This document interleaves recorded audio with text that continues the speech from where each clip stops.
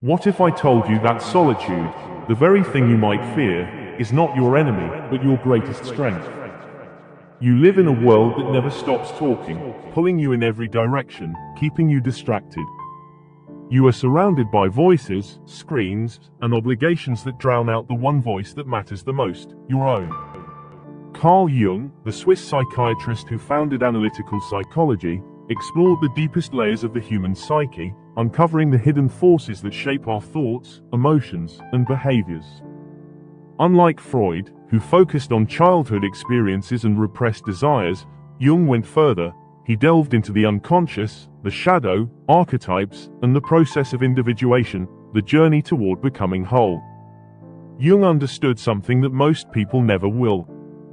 He believed that solitude was not a curse but a gift, a sacred space where we meet ourselves in our purest form.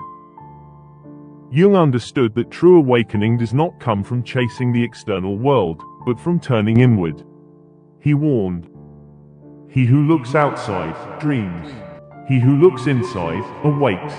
Today, I will show you how intentional solitude can become the most powerful tool for self-discovery, healing, and transformation.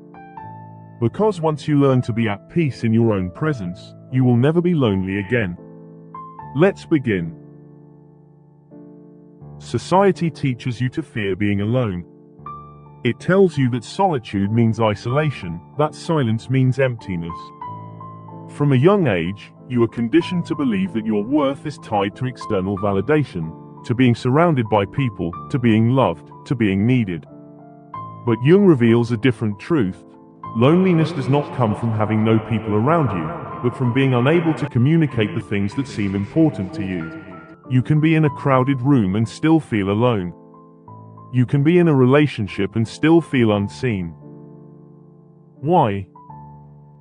Because true connection does not start with others. It starts with yourself. Solitude forces you to confront the parts of yourself that are buried under social expectations, distractions, and unspoken fears.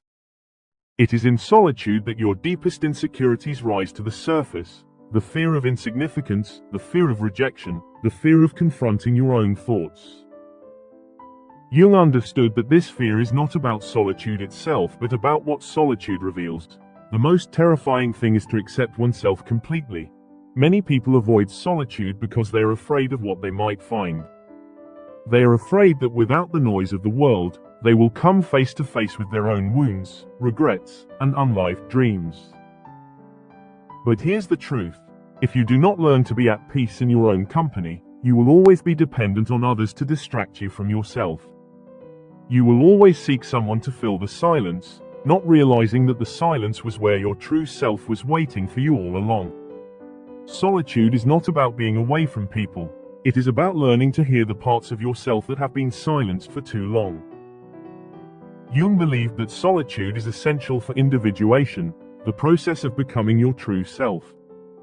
Without solitude, you remain entangled in the expectations, fears, and illusions of others. Solitude is not merely being alone. It is an intentional act, a decision to turn inward and explore the depths of your own being. It is in these quiet moments that the true work of self-realization begins. Jung wrote, "Wholeness is not achieved by cutting off a portion of one's being, but by integration of the contraries. This means embracing both light and shadow, strength and weakness, joy and sorrow." Without solitude, you may find yourself living only in fragments, never fully integrating all parts of who you are. Solitude allows you to strip away the personas you wear for the world. Carl Jung defined the persona as the mask we present to society, a carefully constructed identity shaped by expectations, social norms, and the roles we play. While the persona helps us navigate the external world, it is not our true self. Instead, you are left with your raw, unfiltered self, a being beyond labels, free to explore who you truly are beneath the surface. In solitude, you are no longer bound by these external projections. You are not just your job, your relationships, or your social status. It is in solitude that your mind clears, your intuition strengthens, and your creativity awakens. The greatest thinkers, writers, and artists in history have all understood this. Solitude is the birthplace of transformation. Jung reminds us, as far as we can discern, the sole purpose of human existence is to kindle a light in the darkness of mere being. Your solitude is where this light is ignited. It is where you meet yourself without distraction, without expectation, without illusion. And so, ask yourself, who am I when no one is watching? What thoughts come to me when I am truly alone? Am I afraid of my own mind, or am I ready to listen? This is where the transformation begins. Many people avoid solitude because they fear what they will find in the silence. But Jung teaches us, one does not become enlightened by imagining figures of light, but by making the darkness conscious. When you are alone, your shadow emerges, the hidden fears, suppressed emotions, and past wounds that you have tried to ignore. The shadow is not something to be feared, it is something to be understood. It is the part of you that holds the pain of your past, the repressed desires, the parts of yourself that you have been told are unworthy or unacceptable. Jung warned, what you resist, persists. Ignoring your shadow does not make it disappear. In fact, the more you suppress it, the more power it has over you. Instead, you must face it. You must sit in the silence and allow your fears, your insecurities, and your wounds to surface.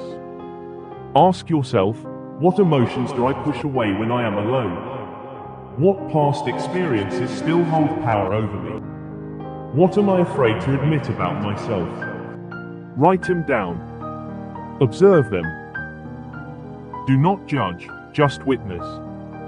The moment you acknowledge your shadow, you begin to integrate it. You take back control. You transform pain into wisdom, fear into strength, and wounds into self-awareness. Jung tells us, the greater the contrast, the greater the potential. Great energy only comes from a correspondingly great tension of opposites. Your shadow is not your enemy. It is the key to your personal power. By making peace with it, you step into a higher version of yourself, one that is no longer afraid of the darkness but has learned to harness it. Solitude is where this transformation happens. It is where you meet your shadow and learn that you are not broken, you are simply unfinished. And the only way to complete yourself is to embrace all that you are.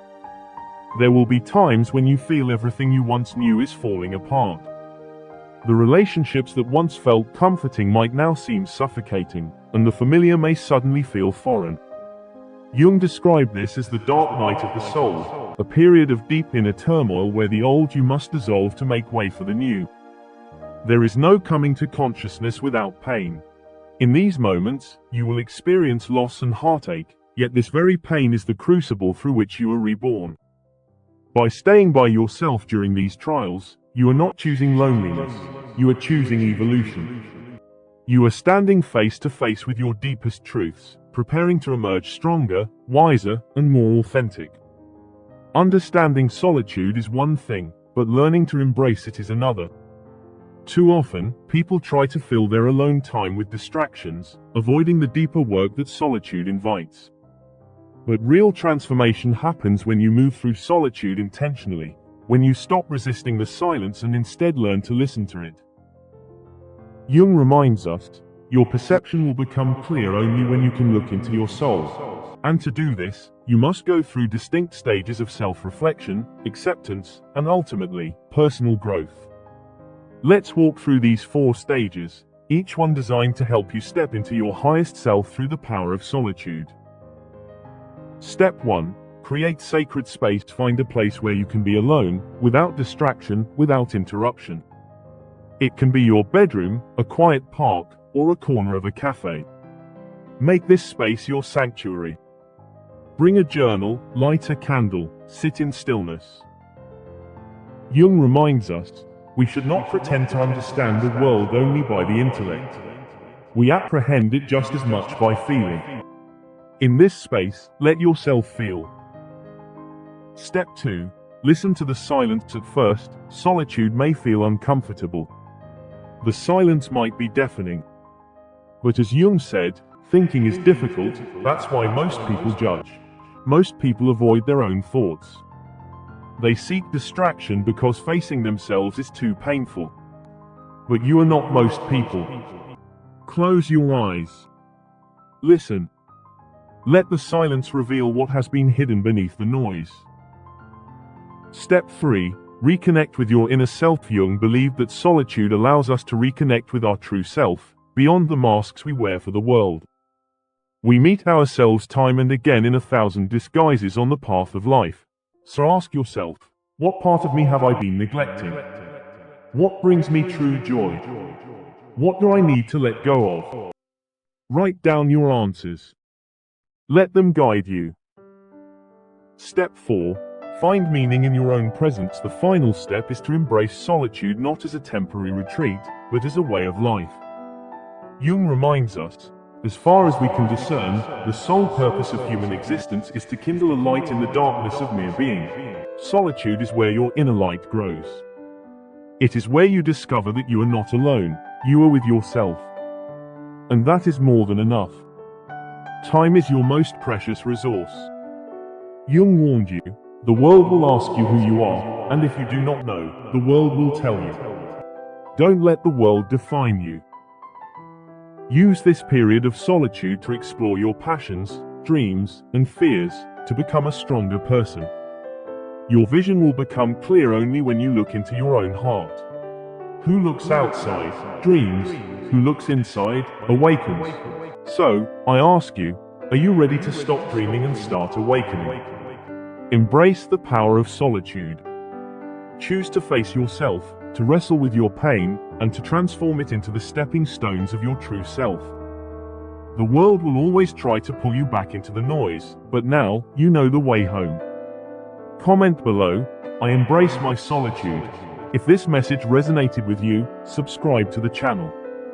Hit the like button, turn on notifications, and let's continue this journey together. Because the path to self-discovery begins in solitude. Subscribe, and I'll see you in the next video. Take care.